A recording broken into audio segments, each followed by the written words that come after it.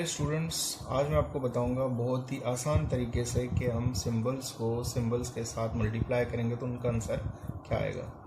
देखिए बिल्कुल आसान है। अगर हम प्लस को प्लस से मल्टीप्लाई करेंगे तो इसका आंसर आएगा प्लस, और माइनस को माइनस से मल्टीप्लाई करेंगे तो उसका आंसर भी आएगा प्लस। इसके बाद अगर हम प्लस को माइनस से मल्टीप्लाई करें या माइनस को प्लस से मल्टीप्लाई करें तो इन दोनों का आंसर आएगा माइनस।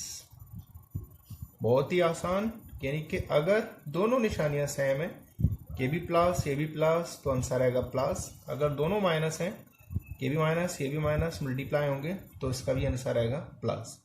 अगर एक प्लस है दूसरा माइनस, पहला वाला प्लस है दूसरा वाला माइनस, या पहला वाला माइनस है दूसरा वाला प्लस, तो दोनों के आंसर